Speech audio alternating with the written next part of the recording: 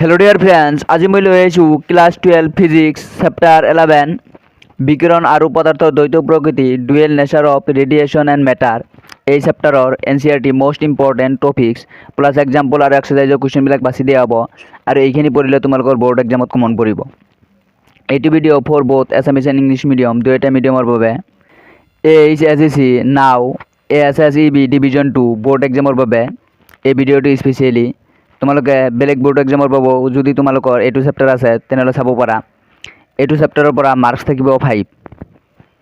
এইটো চেপ্টাৰ সৰু চেপ্টাৰ হয় আৰু ইয়াৰ পৰা মাৰ্কছ থাকিব 5 আৰু এইটো চেপ্টাৰ সহজ হয়, তোমালোকে সকলোৱে পঢ়ি যাবা।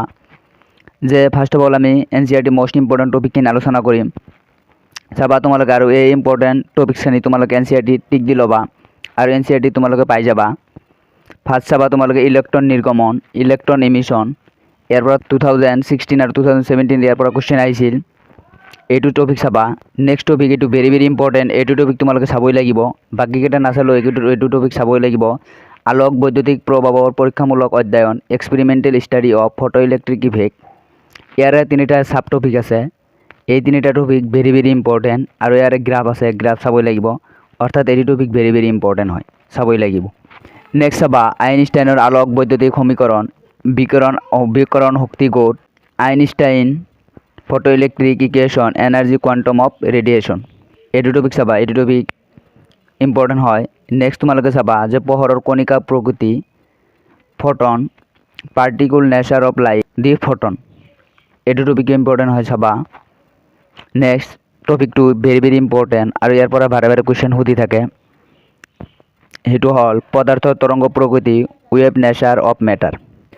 এইটো টপিকৰ পৰা lambda equal to 1.227 divide by root V nanometre এইটো মানে উলিয়াব লাগে। 2020 আৰু 2014 আহিছিল আৰু কেইবাবাৰ আহিছিল।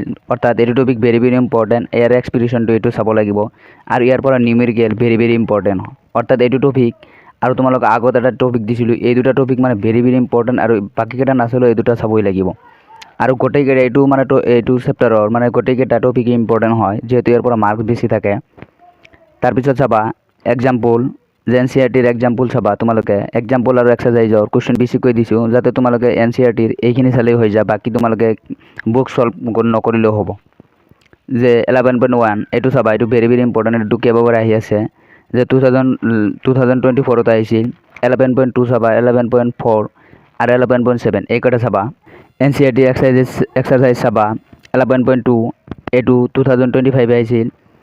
11.3, 11.9, 11.11, 11.13, 11.15 আৰু 11.16 এইকেইটা চাবা। NCERT এক্সাৰচাইজৰ এইকেইটা চাবা। আৰু এইটো চেপ্টাৰৰ তোমালোকে জানা যে টপিক ৰিলেটেড ডিভিজন জাৰ্মাৰ পৰীক্ষা, এইটো মানে টপিক মানে ডিলিট কৰি দিয়া হৈছে। এইটো টপিক তোমালোকৰ নালাগে, এইটো অৰ্থাৎ এইটো টপিক তোমালোকৰ পঢ়িব নালাগে। ডিভিজন এণ্ড জাৰ্মাৰ এক্সপেৰিমেণ্ট এইটো টপিক তোমালোকৰ পঢ়িব নালাগে। ভিডিঅ'টো কেনে পালা কমেণ্ট কৰি জনাবা আৰু নেক্সট ভিডিঅ'ৰ কাৰণে চেনেলটো ছাবস্ক্ৰাইব কৰি ল'বা। আৰু ইয়াৰ আগৰ ভিডিঅ'ত যে চেপ্টাৰ 10ৰ ইম্পৰ্টেণ্ট NCERTৰ ইম্পৰ্টেণ্ট টপিক্স সেইটো ভিডিঅ' দিয়া হৈছে, সেইটো ভিডিঅ'ৰ লিংক ডিছক্ৰিপশ্যনত দিয়া থাকিব, গৈ চাই ল'বা। Thank you all of U.